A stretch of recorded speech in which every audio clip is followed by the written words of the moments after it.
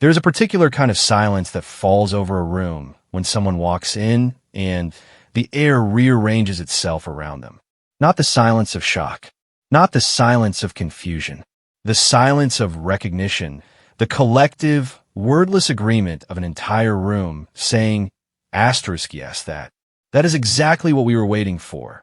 Asterisk that silence happened on a cold December evening in London. And it happened because of a pink dress. It was the kind of December that Britain does best, a deep, bone-settling cold that turns your breath white the moment you step outside, the kind of cold that makes the lights strung along the streets look warmer, like they're not just decorating a city, but actually heating it.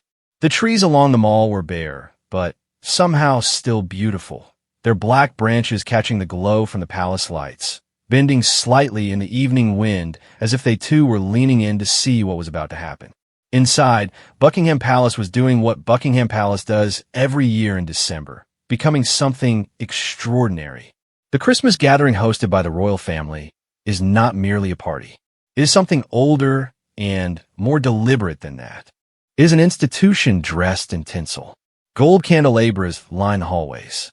The ceilings, already tall enough to make a person feel genuinely small, seem to climb even higher when filled with music.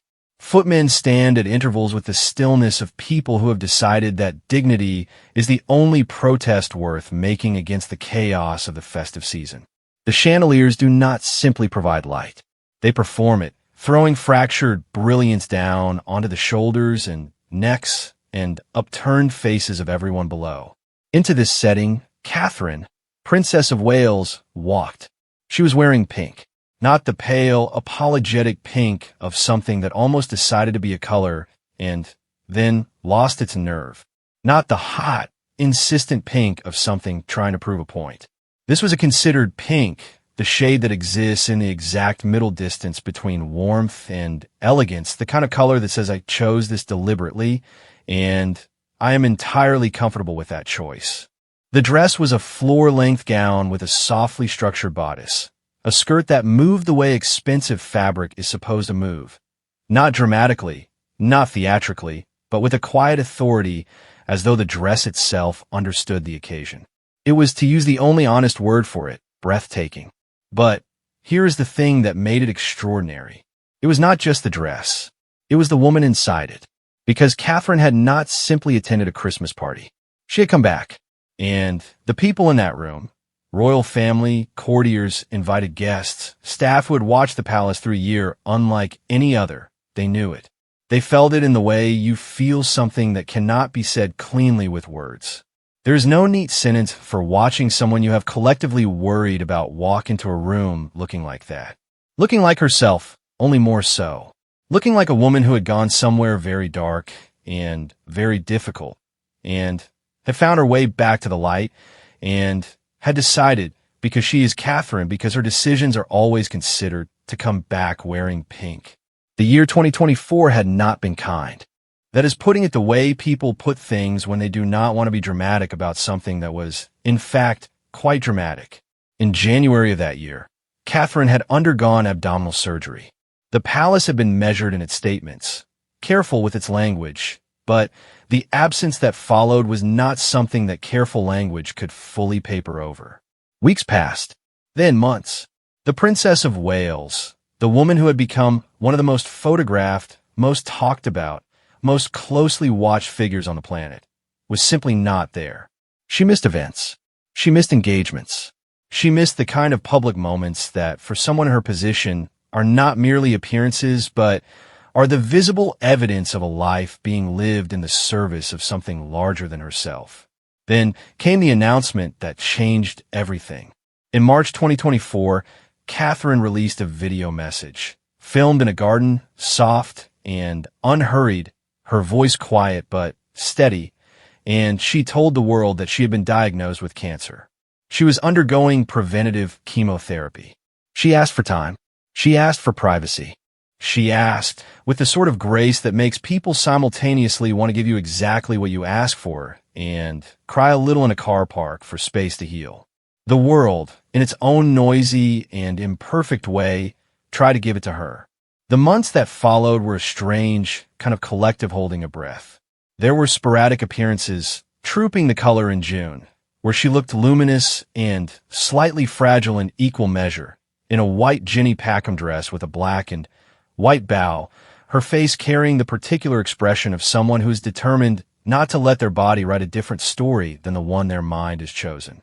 There were glimpses, a photograph here, a brief video there, enough to know she was still there, still fighting, still choosing forward motion over stillness. But not enough to stop the quiet, ever-present worry that had settled over the public like a shared season. And then, September. She announced she had completed chemotherapy. She was in remission. The word remission landed in the world like the first snowflake of winter, soft, seemingly small, carrying within it the promise of something much larger to come. And then December arrived. The Christmas season. Catherine's season, in ways both formal and deeply personal. The Together at Christmas Carol concert at Westminster Abbey, an event she had founded herself, built herself, made into something that mattered, was back. And she was there. At Westminster Abbey on December 6th, she stepped out in a red Alexander McQueen coat with a dramatic black bow at the collar, Prince William beside her, all three of her children surrounding her, and the world exhaled. Properly.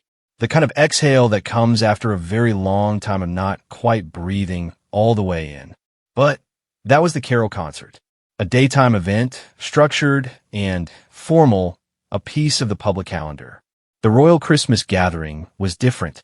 The gathering is private in spirit, even when attended by hundreds of people. It is the royal family being, insofar as it is ever possible for a royal family to be, themselves, not performing duty, but celebrating it, celebrating each other, celebrating the simple animal warmth of the season. And into this gathering, Catherine came with something different in mind. Something that was not a statement about recovery, not a declaration of resilience, not a message to the public. Something simpler and more personal than all of that. She came to enjoy herself, and she did it in pink. The dress moved with her as she entered the room, and the room did what rooms do when something significant happens. It reorganized itself, subtly but completely, to face her. Heads turned. Conversations paused, then resumed at a slightly different angle.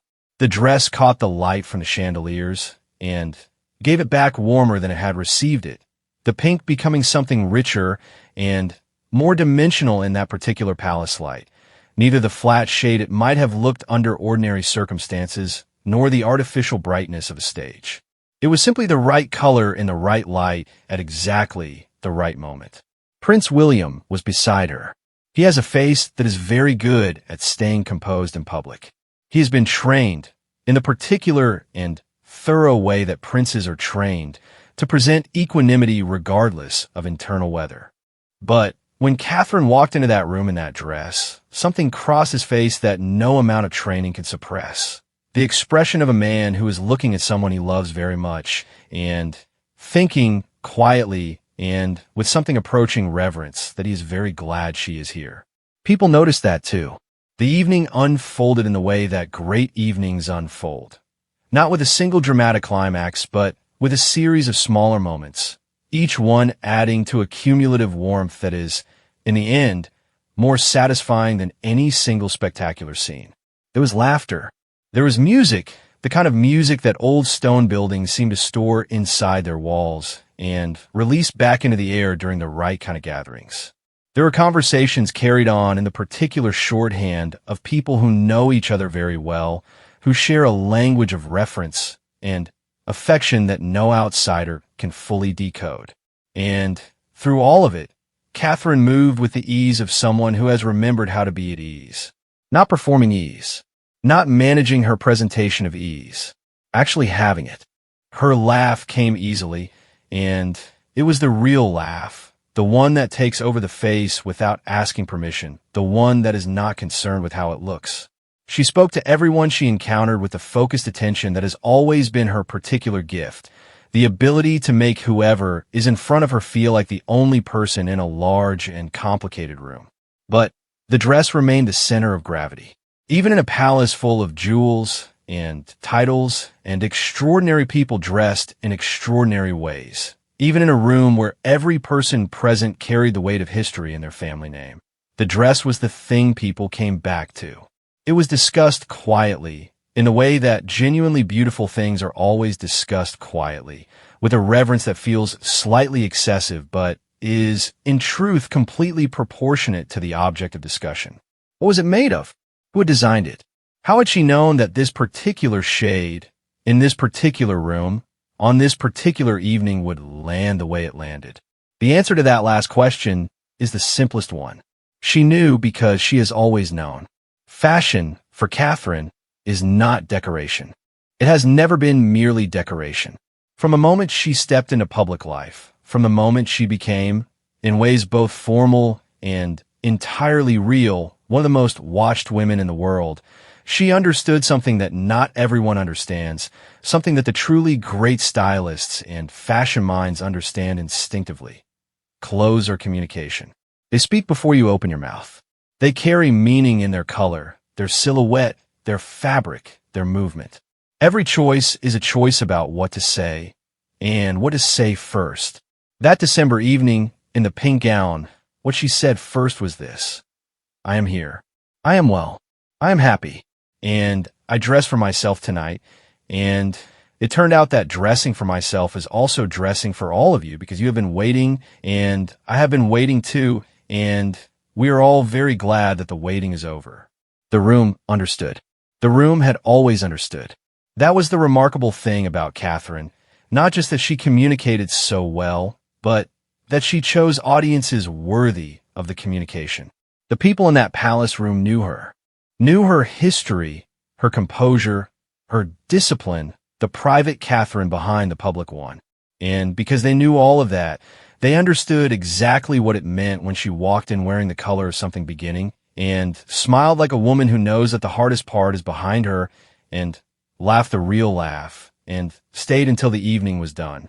Outside, the London winter continued its business. Cold air off the Thames. Black cabs running amber through the wet streets. The city enormous and indifferent as it always is. But inside, in the warmth of the chandeliers, something that had been held in suspension for a very long time settled gently into place. She was back, in pink, and it was by any measure that matters exactly right. The photographs hit the internet at approximately the speed of light. This is not an exaggeration. It is the modern condition. A moment exists in one place, a palace, a church, a garden, for the duration of its occurrence, and then it exists everywhere simultaneously in the hands and on the screens of millions of people who are not there and will never be there, and yet are somehow, through the strange alchemy of digital connectivity, completely present for it. The photographs of Catherine in the pink gown were no different.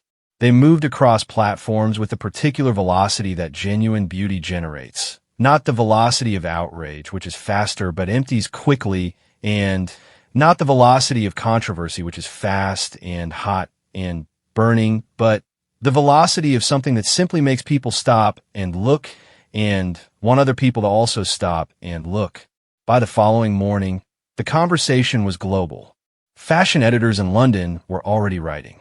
Stylists in New York were already calling their contacts, trying to nail down the designer. Beauty columnists were examining the accompanying choices. The hair soft and half up in a way she had been wearing it increasingly in recent years, less rigidly styled than her earlier public incarnation, more like a woman who has made peace with the texture of her own appearance.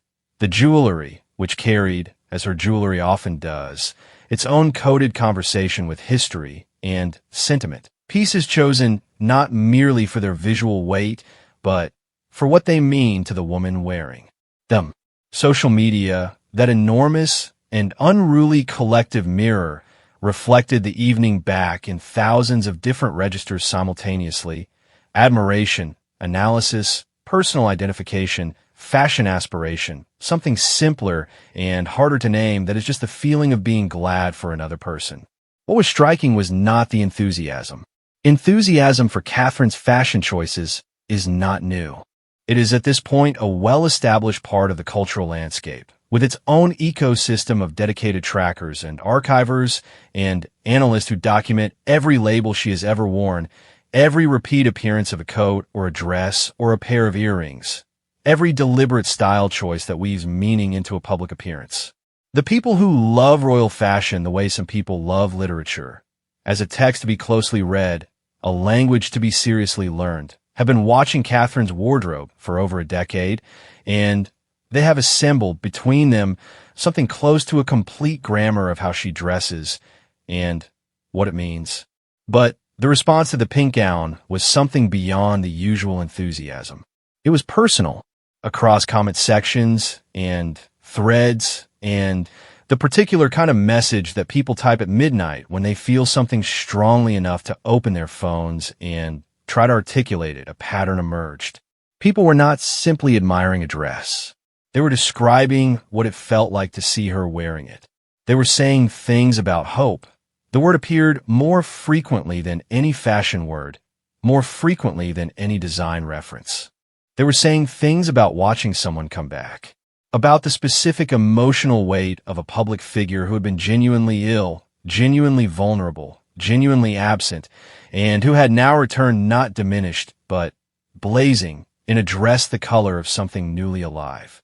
There is something particular about the relationship between the British public and Catherine that defies easy categorization. She is a royal, which places her in a category that the British have extremely complicated feelings about, simultaneously devoted to and skeptical of, fiercely protective and occasionally cruel, odd, and irreverent in equal measure, and often all of these things at once within the same person. She is a princess of Wales, which carries its own enormous weight of history and expectation and the long shadow of the woman who held that title before her. She is a mother of 3 children whose faces are among the most recognized in the world, who are watched and photographed and cared about by strangers the way only the children of extraordinary public figures ever are. And she is irreducibly and specifically herself. That is the thing that no amount of institutional framing can absorb or contain. Within all those roles, royal, princess, duchess, mother, wife, future queen, there's a person. And that person had been ill, had been genuinely frightened, in all likelihood, in the way that a cancer diagnosis frightens anyone, in the way that a year of treatment frightens anyone, regardless of title or palace or the extraordinary machinery of support that surround a life like hers. And that person had fought and healed and returned, and had chosen, for the first great festive moment of her return to full public life, a pink dress. The color choice was not accidental. It never is with her. Catherine has been wearing pink at significant moments for her entire public life. She wore a pink coat to the announcement of her engagement. She wore shades of pink to various milestone appearances, each time with a deliberateness that her followers and the people who study her style most closely have learned to read as intention rather than coincidence. Pink, for Catherine, is not simply a color. It is a vocabulary. It is what she reaches for when she wants to say something warm, when she wants to say something personal, when she wants to say, without saying, because the truly skilled communicators through clothes never have to say, that the occasion matters to her in a way that goes beyond its official function. For the Christmas gathering, she was not only the Princess of Wales attending a royal event. She was a woman who had survived something and wanted to celebrate. Not loudly, not with a press statement or a formal declaration, with a dress, with the oldest and most private form of public self-expression, the deliberate choice of what to put on your body when you walk into a room that is watching. The day after the photographs emerged, the dress's designer was confirmed. The conversation about it deepened. People discussed the cut, how the structured bodice gave way to the skirt's more fluid movement, the way the silhouette managed to be both formal and alive, both occasion-appropriate and somehow intimate, like a dress that understood the difference between being dressed up and being dressed beautifully, and had made a considered choice about which one to be. People discussed the specific shade, which proved in the sharper light of close examination to have depths that the first quick impression had not fully revealed. Undertones that shifted as the photographs were enlarged, as different cameras had caught different angles. The color doing the complex work that the best colors always do of seeming simple and revealing itself gradually as entirely otherwise. But the conversations that sat longest, that were shared most often and returned to most persistently, were not about the dress at all. They were about the moment beside the dress. There was a photograph, it circulated widely, in which Catherine was caught mid-conversation, her head tilted slightly, her hand raised in a gesture that could only be read as emphasizing something she found amusing, her eyes bright. She was not posing. She was not presenting herself to a camera. She was simply there in a conversation, in a room, in a pink dress, being fully and unguardedly present. And that image, more than any formally posed portrait, more than any carefully arranged official photograph, more than any of the extraordinary images that have been made of her throughout her public life, captured something that the year had made the public desperately want to see. She was fine, not performing fine, not managing fine, actually fine, the way being fine feels when it is real, slightly messy around the edges, not perfectly composed, present and warm, and in the middle of laughing at something, the kind of fine that does not bother to check whether it is being watched because it has stopped needing to. For all the people who had spent the year worrying, and there had been many of them, an extraordinary number of them, spread across every country and every culture that has some relationship with the institution she represents, and the woman who carries it, that single photograph was enough. It was, in its own way, better than any official statement, better than any carefully worded palace announcement. It was evidence that could not be scripted or managed or mediated. She was fine. She was there. She was laughing. She was wearing pink. Within the fashion world, meanwhile, the conversation was moving along its own parallel tracks. Stylists who work with private clients began fielding requests for the dress, or the color, or the general spirit of the thing. The quiet boldness of choosing something that makes a statement not through loudness, but through confidence, through knowing. There is a particular kind of fashion confidence that is harder to achieve than the louder, more obvious kind. The confidence that does not need to announce itself, that wears its choices lightly even when the choices are significant, that inhabits a gown the way a musician inhabits a melody, from the inside out, letting the performance emerge from genuine feeling rather than performance itself. Catherine has always had that confidence. She had it before the palace, before the titles, before the global scrutiny that descended on her engagement and never really lifted. She had it in the early years when commentators were still deciding what to make of her, when the press was still testing its weight against her, when the machine of royal life was still teaching her its requirements, and she was still, with remarkable quietness, deciding which requirements to meet on their own terms and which to make her own. She had it through the years of immense public pressure and the occasional ugliness that comes with being watched that closely by that many people with that many different and often conflicting ideas about who you should be. And she had it now, perhaps more than ever, worn differently than before, with the particular quality that difficulty lends to things that survive it. There's a version of confidence that exists before hardship and a version that exists after it, and they are not the same version. The after version is quieter, less interested in whether it is being observed, more concerned with the simple fact of its own presence. It is the confidence of someone who has been tested and found that they are still themselves on the other side of the test, and who has consequently stopped needing to prove it. That was the confidence in the pink dress, not the confidence of someone who needs the room to respond in a particular way. The confidence of someone who is simply glad to be in the room. The evening continued. The palace did what it does. The chandeliers threw their fractal light. The music moved through the stone corridors the way music has always moved through those corridors, as though the building itself were made to contain it. The family gathered around each other in the way families do at Christmas. Imperfectly, warmly, with the particular mixture of love and slight tension and deep familiarity that is the actual texture of long relationships rather than their greeting card version.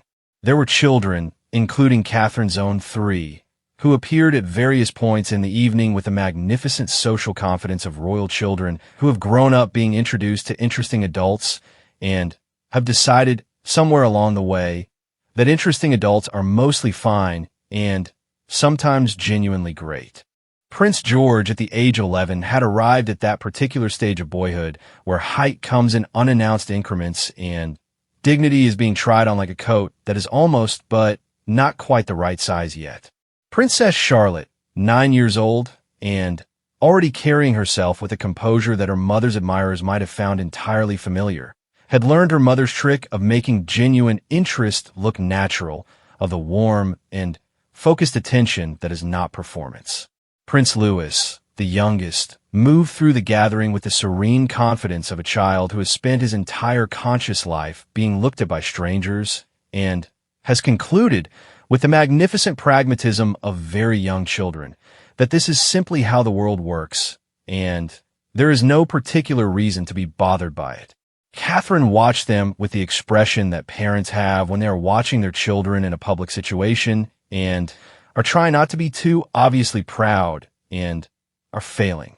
The pride was there anyway, in the way she tracked them across the room, in the small private smile that appeared when Charlotte said something apparently clever to someone apparently impressive, in the way she leaned over to William at one point. Both of them watching Louis with the expression of parents who are simultaneously amused and resigned to the particular energy of youngest children at formal events. These were the private moments that the public never quite sees and always wants to. The genuine ones. The ones that exist in the gaps between the posed photographs and the formal occasions in the small, unremarkable seconds of real life happening inside an extraordinary setting. The moments that the pink dress framed without containing, that the palace hosted without quite capturing, that will live in the memory of the people who were there, and in the imperfect but real way of these things, in the collective memory of the people who saw the photographs the next morning, as something true about who these people are when the cameras are not the point. The evening wore on. The December cold pressed against the palace windows. Somewhere beyond those windows, London continued its December business. The lights, the crowds, the black cabs, the whole enormous, impervious machinery of a great city having a very large party for a very long time. Inside, something quieter and more specific was happening. A family was gathering. A woman who had been ill was feeling well. A pink dress was carrying all of this, silently and beautifully, the way the very best clothes carry what we need them to carry. It was working. She was working. Everything, for the first time in a long time, was working the way it was supposed to. There's a question that gets asked about Catherine, Princess of Wales, with some frequency and across many different contexts, and the question is always essentially the same question, even when it is worded differently. The question is, how does she do it? Sometimes the question is specifically about the fashion.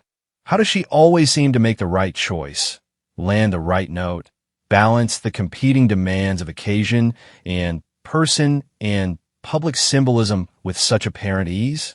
Sometimes the question is about the composure. How does she stand in front of enormous crowds and the unrelenting gaze of cameras and the weight of the world's expectations and appear not merely comfortable, but genuinely, warmly, specifically present? Sometimes the question is about resilience, particularly now, particularly in the context of a year that would have broken a different kind of person, or at the very least reshaped them into something less graceful. Sometimes the question is just the simple one, the most honest one. How does she make it look like that?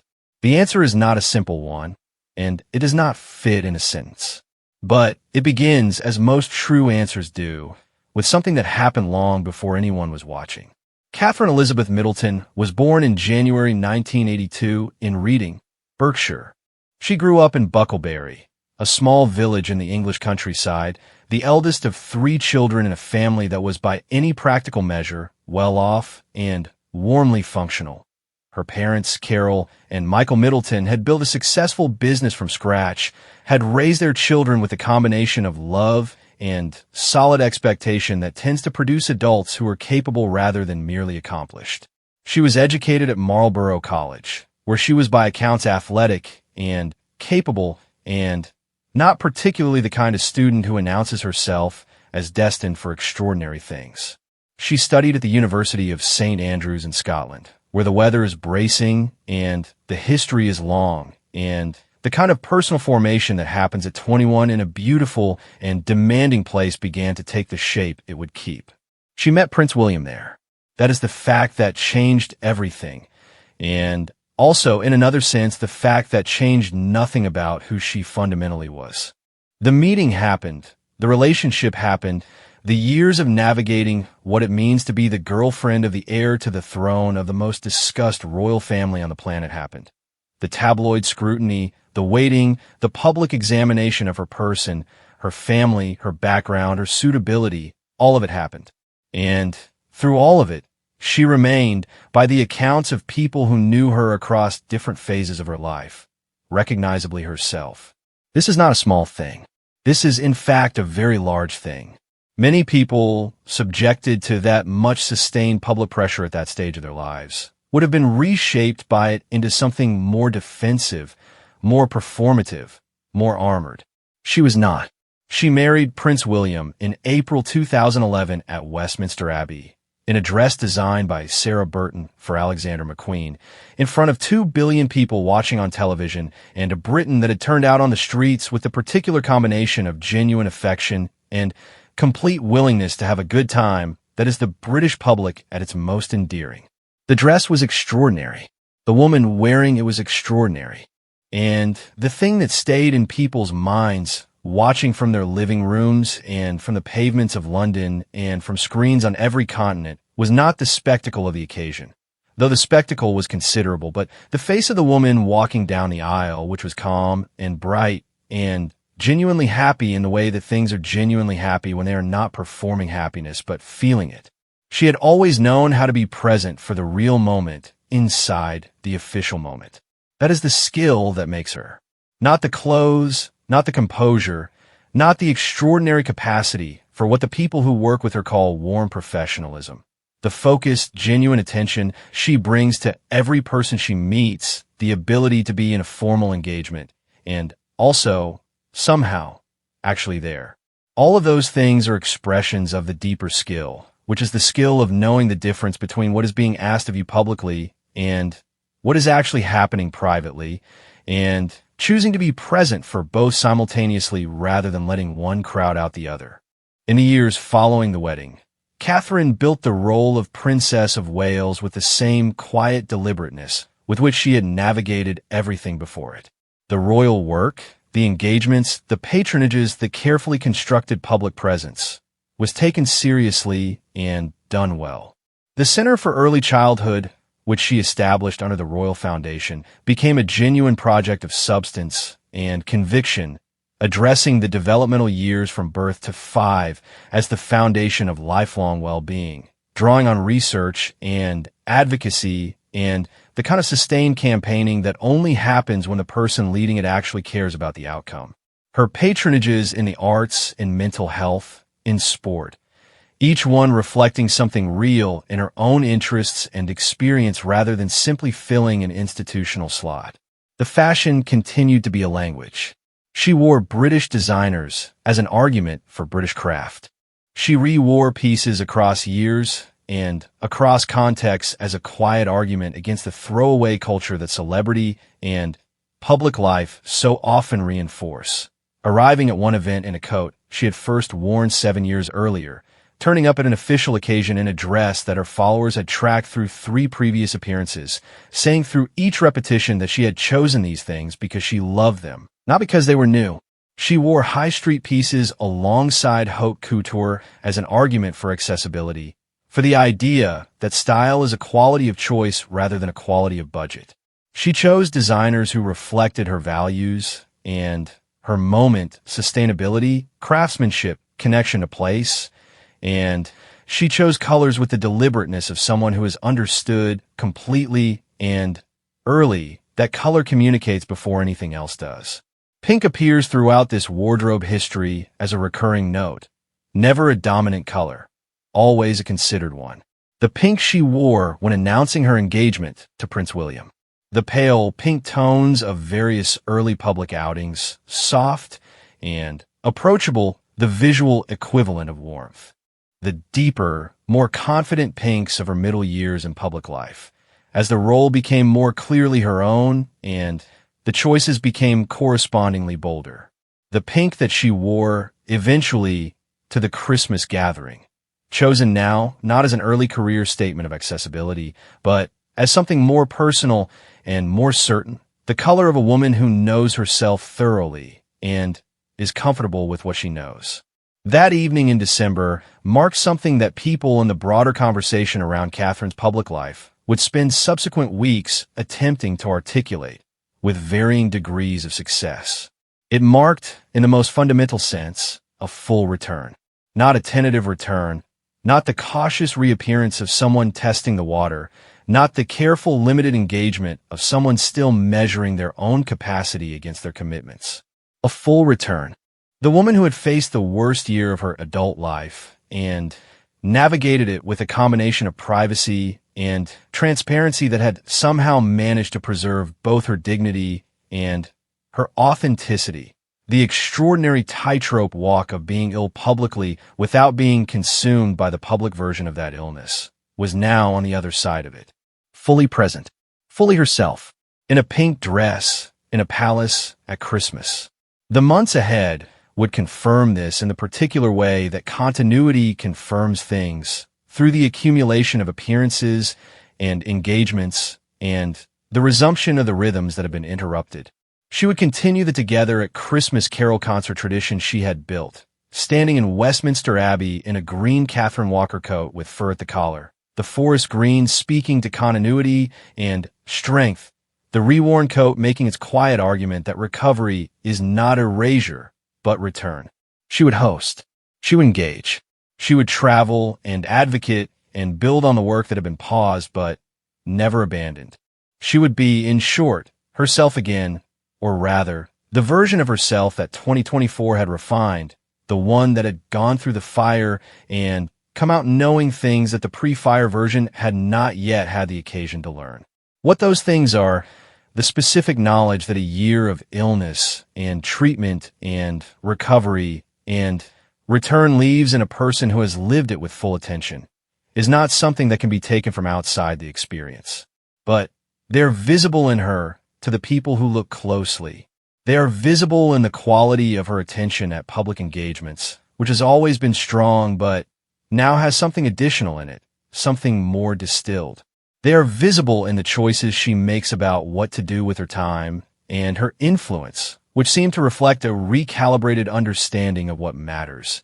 Not dramatically different from before, but sharper, more certain, more grounded in conviction. They are visible in the way she wears clothes now, which is the same way she has always worn them, and yet not quite, because the woman inhabiting them has lived something that is settled in the body as well as the mind, and is expressed in the way the body carries itself, in the ease that is not performance, but knowledge. The pink dress, then, was not merely a dress. It was the visible form of an invisible story. It was what recovery looks like when it has become something more than recovery, when it is quietly transformed into a new kind of wholeness that contains what came before it without being defined by it. It was the expression and fabric and color and movement and light of something that has no better word than this. She is herself, and she knows it, and she is glad. Fashion journalists will write about the dress for years. They will analyze it in the context of the broader arc of her style, which is genuinely worth analyzing. A wardrobe that has been built with the consistency and intelligence of a long argument. Each piece making its point in relation to the others, the whole thing accumulating into a statement about who she is and what she thinks clothes are for. They will write about the specific pink and its antecedents and its descendants in her wardrobe. They will write about the silhouette and the designer and the occasion and the context. They will write because this is what fashion writers do, and it is important work about the specific and technical and craft elements that made the dress work so well in that particular setting. But the story that will outlast all of that analysis is the simpler one. A woman had a terrible year. She survived it. She healed. And when December came around again, and the palace lit up its chandeliers, and the family gathered in the old rooms, and the London winter pressed its cold face against the windows, she got dressed, and she went. She walked into a room full of people who cared about her, and who had worried about her, and who were, in their quiet and distinctly British way, overjoyed to have her back. And she was wearing pink. The room fell silent in that particular way. Then it came back to life. Because she was there. Because the worst of it was behind her. Because it was December, and it was Christmas, and the lights were warm, and the music was moving through the stone walls the way it always had, and the family was gathered, and everything that had been suspended was moving again. Because she was Catherine, and she had chosen pink, and the choice was perfect, and the room knew at the moment she walked in. The silence, the recognition, then the warmth of it, spreading through the palace like something the chandeliers had always been saving up to give.